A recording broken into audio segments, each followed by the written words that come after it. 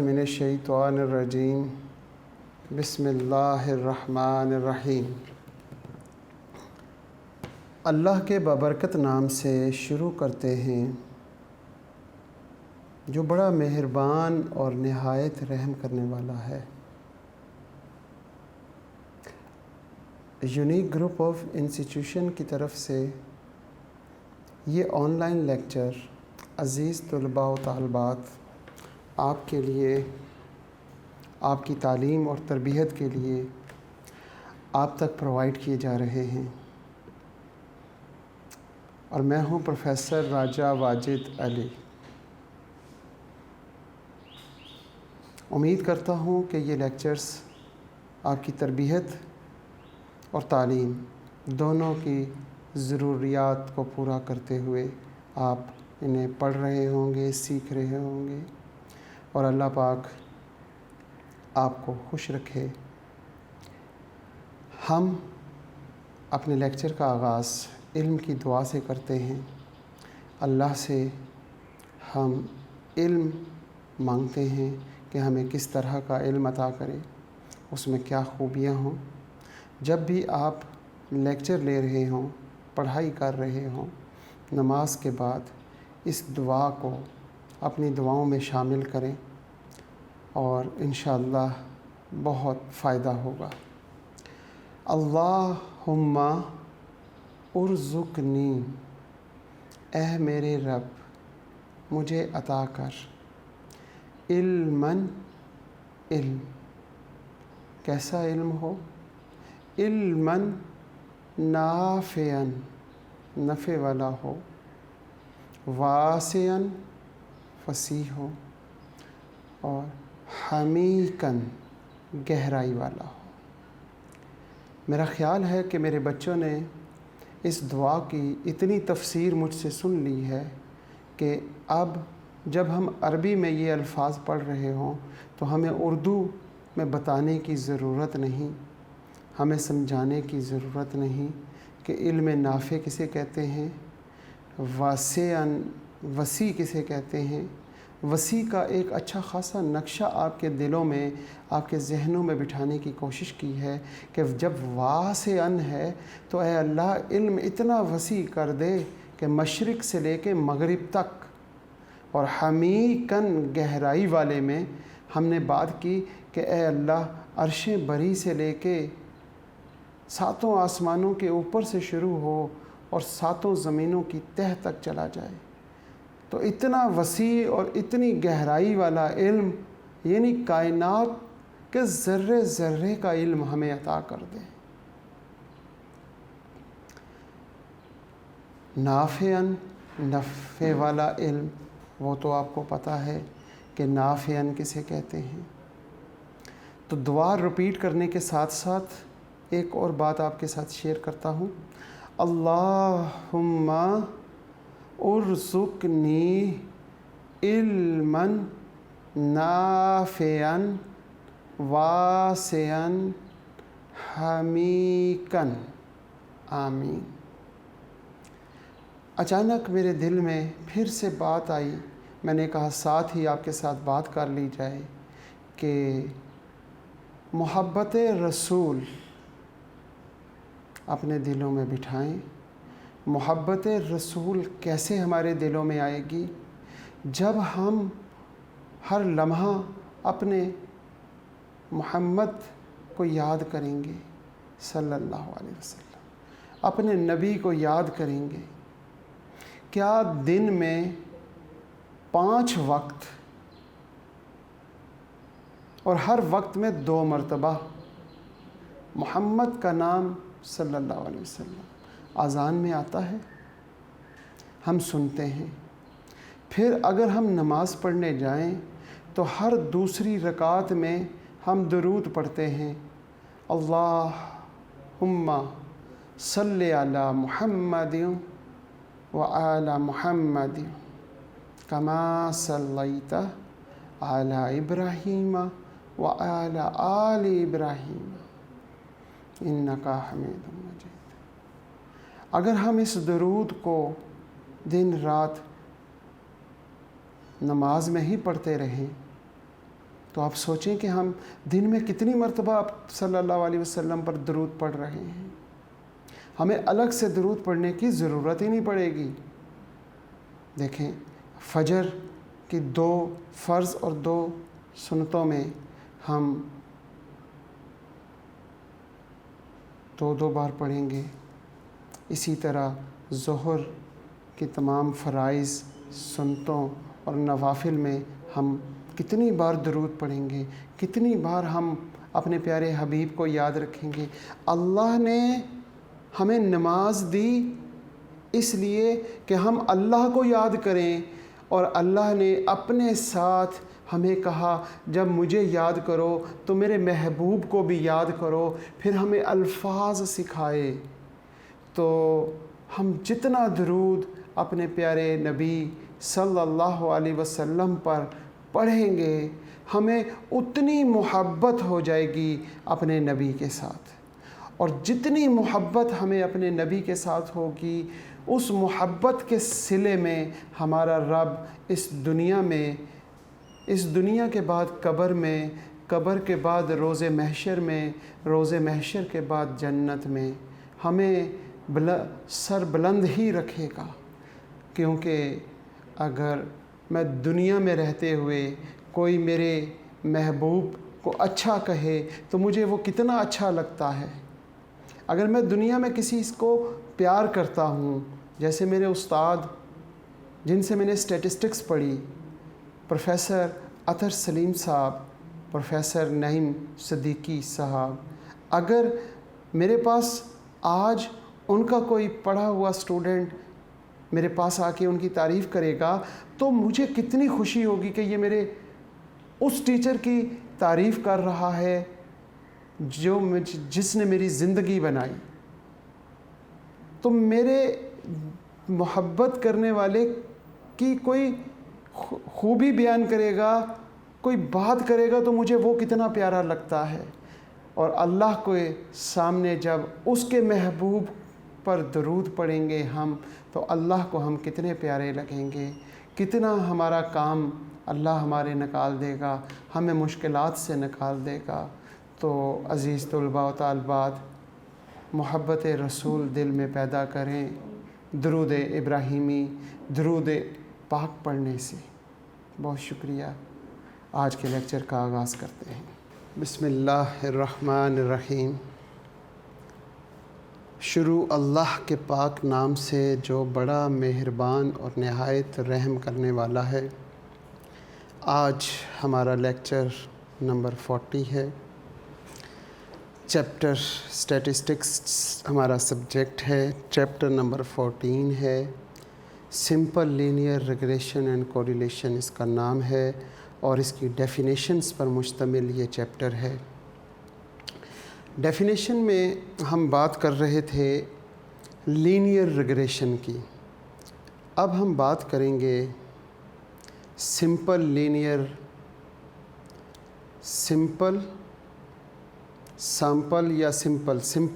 Regression model की, जो sample से रिलेटेड होगी।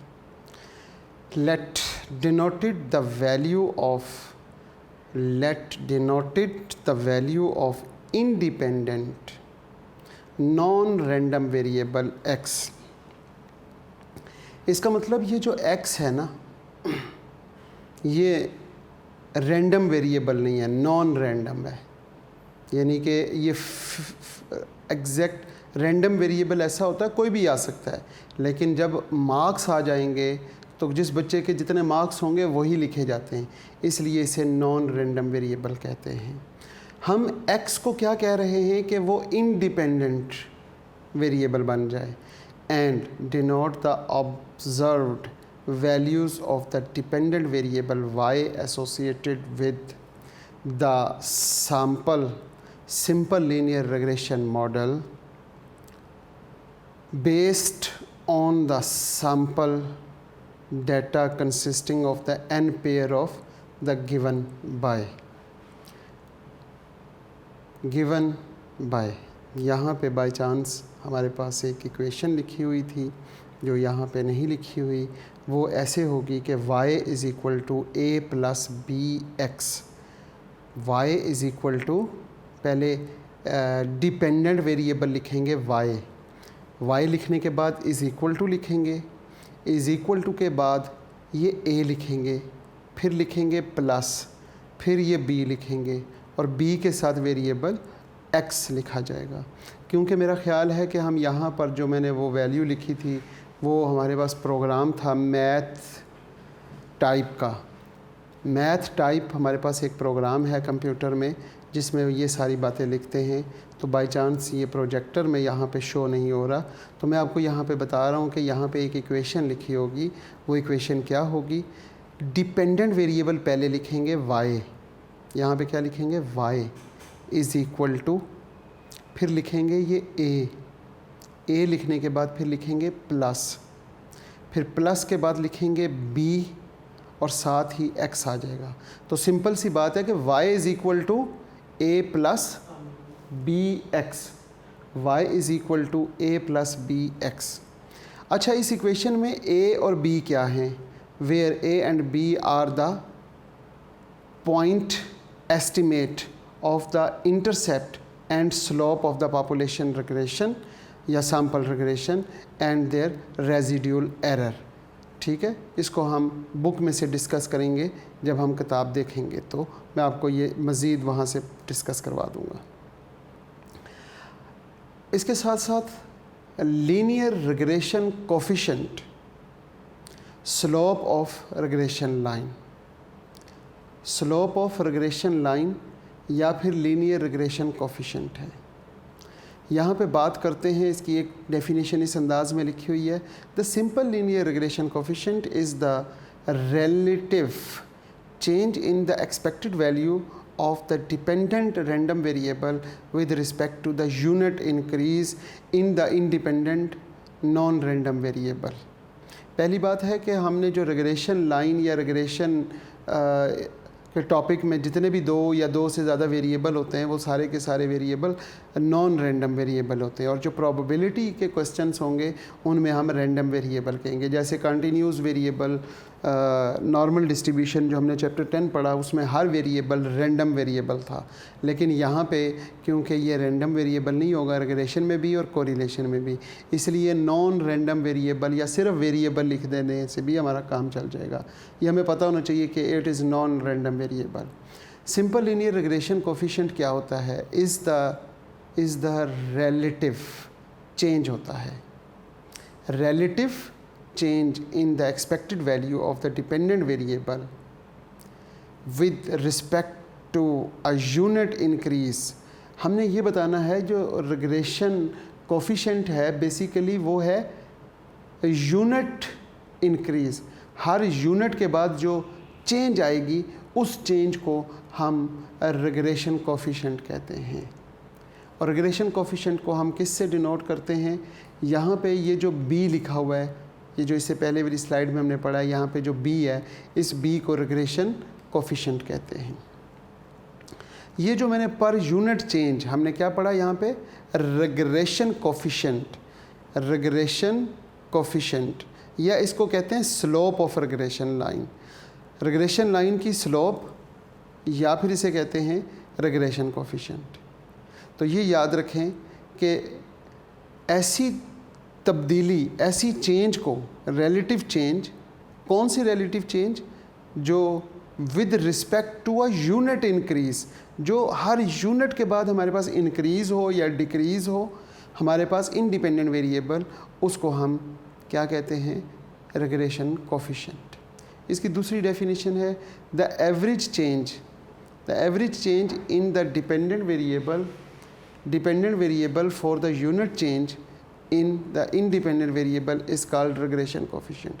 ये ज़्यादा बेहतर लिखी हुई है, आप बच्चे ये याद कर लीजिएगा ये वाली, या इसको देख लेते हैं। The regression coefficient may be positive, the regression coefficient may be positive or negative depending on the relationship between the two variable।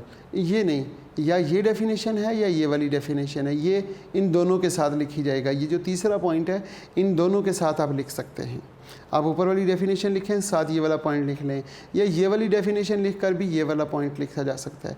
तो आप पहली बात है कि ये वाली डेफिनेशन कोशिश करें याद करें, इसमें यूनिट चेंज का भी जिक्र आ गया और आपके लिए आसानी है। The average change in the dependent variable, dependent variable में जो एवरेज चेंज होती है, जो उसका यूनिट चेंज किया जाता है इंडिपेंडेंट वेरिएबल का, तो उसे रिग्रेशन कोफिशिएंट कहते हैं। रिग्रेशन कोफिशिएंट में भी पॉजिटिव और नेगेटिव, ये पॉजिटिव भी हो सकता है, ये नेगेटिव भी हो सकता है। किस पे डिपेंड करता है? Depending on the relationship between two variable, वो जो दो वेरिएबल्स होंगे उनके रिलेशनशिप पर ये डिपेंड करता है। एक था लीनियर रिग्रेशन, एक है नॉन लीनियर रिग्रेशन। ये भी एक छोटा सा पॉइंट है, आपको बस इंफॉर्मेशन होनी चाहिए। Non linear regression is a procedure for fitting the data to equation which are non-linear in the parameters। एक छोटी सी इंफॉर्मेशन है यहाँ पे, इसको आपने याद रखना है, कहीं पे MCQs में या शॉर्ट क्वेश्चन में पूछा जा सकता है। रिग्रेशन लाइन और रिग्रेशन इक्वेशन एक ही बात है। A straight line the best represent the relationship between two variable is called regression line या regression equation। an equation एक ऐसी equation that predict, जो predict करे किसे? the value of the dependent variable, dependent variable को predict करे, हासिल करे, निकाल ले। कैसे निकाले?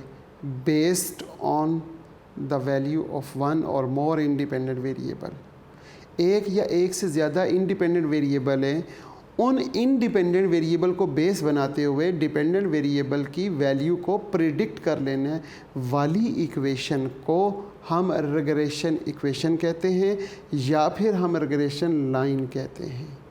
उम्मीद करता हूँ कि ये जो रिग्रेशन लाइन और रिग्रेशन इक्वेशन है ये आपको इसकी डेफिनेशन समझ आ गई होगी। आगे चलते हैं। Least square principle. Least square principle क्या है? The principle of least square says the sum of square of the residual of observation, sum of the square of residual of observed values from the corresponding estimated values should be the least possible। क्योंकि least square, लफ्ज़ least का मतलब ये होगा कि वो कम से कम होगा। स्क्वेयर, लीस्ट स्क्वेयर प्रिंसिपल, यानी कि जब हम सम करेंगे स्क्वेयर्स ऑफ द रेजिड्यूल का, तो वो जो सम ऑफ स्क्वेयर ऑफ रेजिड्यूल होगा वो लीस्ट, वो कम से कम होगा। और कम से कम कितना होगा? वो कम से कम ज़ीरो के करीब होगा, इतना होगा कि हम उसे ज़ीरो ही कह देंगे। This principle was given by the French mathematicians Adrien Legendre। Least square method। The least square method is the procedure used to develop the estimate regression equation। Least square method असल में क्या है? वो तरीक़ाकार है, वो procedure है जिसको इस्तेमाल करते हैं हम किस में? Estimate of regression equation. Regression equation को एस्टिमेट या डेवलप करने के लिए उस प्रोसीजर का नाम लीस्ट स्क्वेयर मेथड है।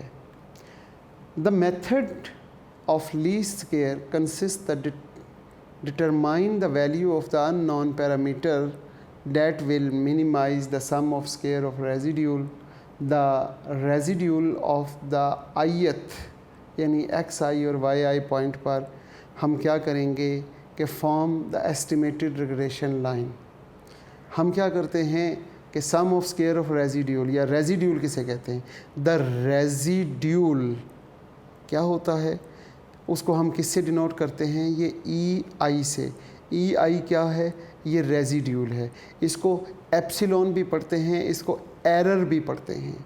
कैसे मालूम करते हैं कि ओरिजिनल वैल्यू जो y की होती हैं, जो डिपेंडेंट वेरिएबल की होती हैं, और जो एस्टिमेटेड वैल्यूज़ होती हैं उनके आपस में डिफरेंस ले लें, या फिर इस इक्वेशन में summation y is equal to N A minus B summation x में, या फिर हम इसका स्केयर लेंगे तो इस पूरी रकम का भी स्केयर ले लें, समीशन ई स्केयर, तो ये सम ऑफ स्केयर ऑफ रेजिड्यूल होगा। तो समीशन ई स्केयर का आंसर क्या होगा, वो लीस्ट होगा, वो मिनिमाइज होगा, लीस्ट अप्रोक्सीमेट इक्वल टू 0 होगा। आगे चलते हैं, रेजिड्यूल को और मज़ीद देखते हैं कि रेजिड्यूल की डेफिनेशन क्या है। अभी जैसे कि आपने देखा कि ओरिजिनल वैल्यू में से आपने क्या किया है, एस्टिमेटेड वैल्यू को डिफरेंस कर दिया, तो उसको हमने क्या कहा कि ये क्या है, ये रेजिड्यूल ऑफ द इक्वेशन है। तो अब हम इसकी डेफिनेशन देखें तो सिंपल सी डेफिनेशन है, the difference between the observed values of the dependent variable and the value predicted using the estimate regression. जो एस्टिमेट रिग्रेशन को इस्तेमाल करते हुए हमने वैल्यू को प्रिडिक्ट किया है, तो जो ओरिजिनल वैल्यू है हमारे पास, ऑब्जर्व्ड वैल्यूज़ हैं, उन दोनों का डिफरेंस ले लिया जाए तो इक्वेशन इज़ कॉल्ड रेजिड्यूल। तो उस इक्वेशन को हम रेजिड्यूल कहते हैं। ये वो इक्वेशन थी जो हमारे पास वहाँ पे मिस हो गई थी। आपको याद होगा लास्ट लेक्चर में मैंने लिखा था y is equal to a plus B X, तो ये यहाँ पे शो हो गई है।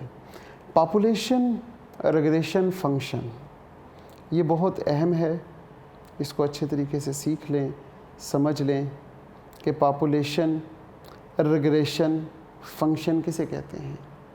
Late y be the dependent variable, वही पुरानी बात कि y जो है वो डिपेंडेंट वेरिएबल है और x be the independent variable, और x हमारा इंडिपेंडेंट वेरिएबल है।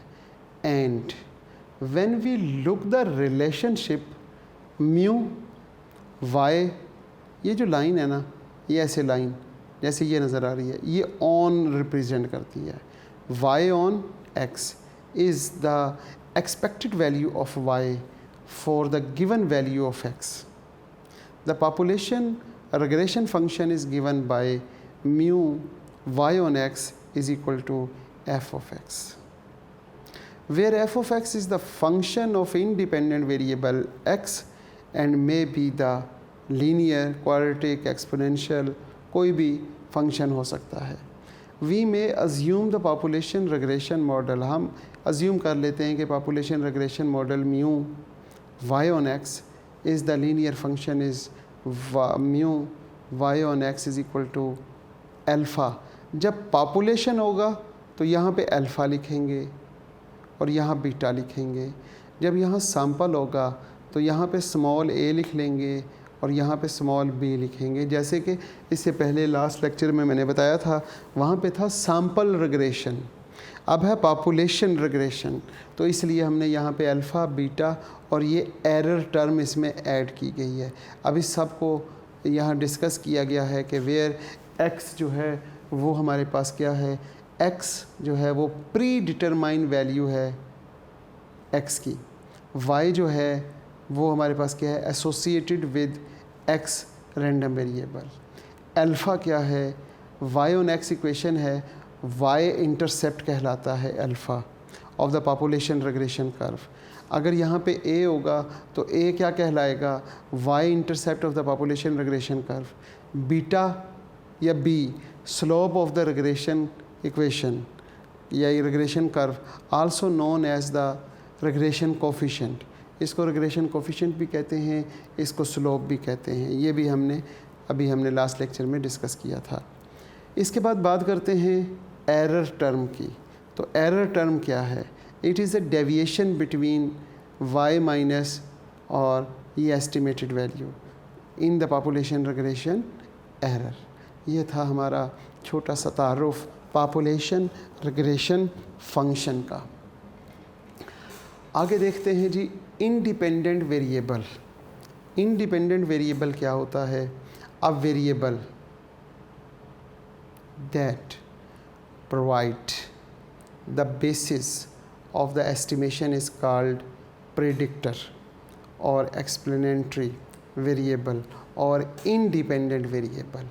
यानी इससे पहले जो हमने इंडिपेंडेंट वेरिएबल को हमने रेग्रेसेंट और एक रेग्रेसर को पढ़ा, ये वही चीज़ है, क्योंकि जो इंडिपेंडेंट होता है उसे हम रेग्रेसर कहते हैं। तो अ वेरिएबल डैट प्रोवाइड, एक ऐसा वेरिएबल जो प्रोवाइड करे on the basis of estimation is called predictor, explanatory variable और इंडिपेंडेंट वेरिएबल। इसकी दूसरी डेफिनेशन में हम इस तरह भी बात कर सकते हैं कि the variable that is predicting, explaining and the other variable is called regressor variable और इंडिपेंडेंट वेरिएबल। अगर आपको याद हो तो हमने इंडिपेंडेंट वेरिएबल की जगह पे हमने रिग्रेसर को जब पढ़ा था तो उसमें हमने इसे कहा था कि जो रिग्रेसर होता है वो इंडिपेंडेंट वेरिएबल होता है। डिपेंडेंट वेरिएबल जो है वो रिग्रेसेंट हमने पढ़ा था, और ये दोनों रिग्रेसर और रिग्रेसेंट ये दोनों बहुत अहम हैं। कोशिश करें कि वो दोनों भी याद कर लें, डिपेंडेंट और इंडिपेंडेंट भी याद कर लें, है बात एक ही।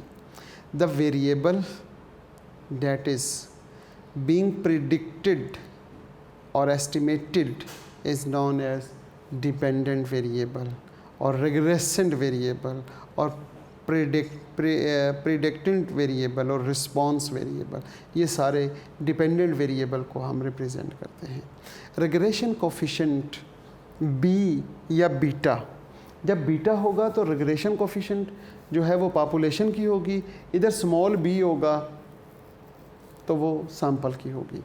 The regression coefficient beta indicate the expected change in the dependent variable associated with 1 unit increase of the in the variable of the independent variable। वहाँ पे हमने रिग्रेशन कोफिशिएंट b को देखा था, यहाँ पे रिग्रेशन कोफिशिएंट बीटा, डेफिनेशन सारी वही है, सिर्फ यहाँ पे कोफिशिएंट के साथ बीटा को डिस्कस कर देंगे। तो हाँ जी, आज हम देखते हैं properties of the least square line.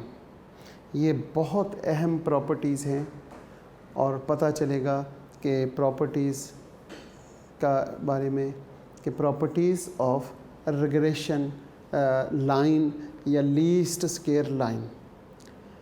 The line fitted by the method of the least square has the number of properties, some properties which are following. Number 1, इसकी जो सबसे पहली प्रॉपर्टी है, ये अक्सर पेपर में आ जाया करती है कि write down the properties of least square line या रिग्रेशन लाइन या एस्टिमेटेड लाइन या जो भी हमने देखा। The sum of the residual is always zero. पहली प्रॉपर्टी आपने देखी, सम ऑफ द रेजिड्यूल होता है ई, इसका जब सम ले लिया जाता है तो इट्स ऑलवेज ज़ीरो, ये हमेशा ज़ीरो होगा। ये सिंपल सी प्रॉपर्टी है। दूसरी प्रॉपर्टी जो बहुत अहम है, the sum of the square of the residual, the sum of the square of the residual is minimum, यानी कि summation e i square is minimum. That is summation e i square किसके equal है? Summation y i square minus a summation Y और minus B summation x y. इसकी next property है जी property of the least square line, और इसकी तीसरी property है कि ये रिग्रेशन लाइन जो है ये always pass through the point of means. X bar और वाई बार से ये हमेशा गुजरती है regression line. The centre of gravity of the observation of the data, ये उसका सेंटर ऑफ ग्रेविटी कहलाता है। That is wherever x is equal to x bar. जब आप अपनी इक्वेशन में एक्स की जगह पे एक्स बार पुट करेंगे तो देन वी हैव, तो वाई की वैल्यू जो एस्टिमेट आएगी वो वाई बार के इक्वल होगी। ये भी बहुत अहम प्रॉपर्टी है। इसके बाद हम चलते हैं properties of the least square में इसकी लास्ट प्रॉपर्टी की तरफ, जिसमें लिखा हुआ है the sum of the observed values y is equal to the sum of the fitted value of y hat. That is summation y, it must be equal to summation y hat estimated value और observed values. आगे चलते हैं, इसी को मज़ीद आगे देखते हैं। The mean of the fitted values, जो फिटेड वैल्यू का मीन है Y head, is the same as the mean of the observed values Y. जब यहाँ पे समीशन वाई और समीशन वाई हेड इक्वल होंगे, उनको n पे डिवाइड करने से भी आंसर भी इक्वल आएंगे। लिहाजा वाई का मीन, जो ऑब्जर्व्ड वैल्यूज़ वाई हैं, उनका मीन और जो फिटेड वैल्यू या एस्टिमेटेड वैल्यू वाई हेड है, उनका मीन निकालेंगे तो ये दोनों आपस में इक्वल होंगे।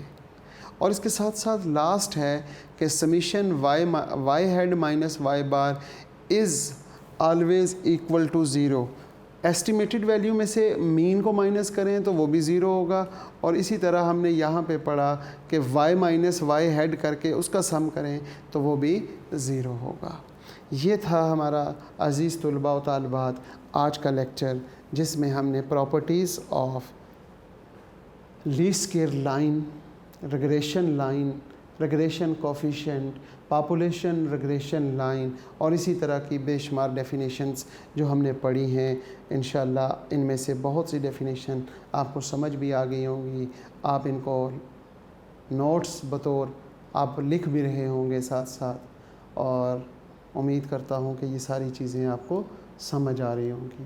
इंशाअल्लाह हो सकता है कि मज़ीद एक लेक्चर और इसमें डेफिनेशंस का हो, और उसके बाद हम न्यूमेरिकल्स की तरफ चलेंगे। इस दुआ के साथ हम इस लेक्चर का इख्तिताम करते हैं कि अज़ीज़ तुलबा व तालिबात, अल्लाह ताला आपको जहाँ पे रहें सदा खुश रहें, सलामत रहें, और वालदैन का साया ता हयात क़यामत तक कायम व दायम रहे। आमीन। अल्लाह हाफ़िज़।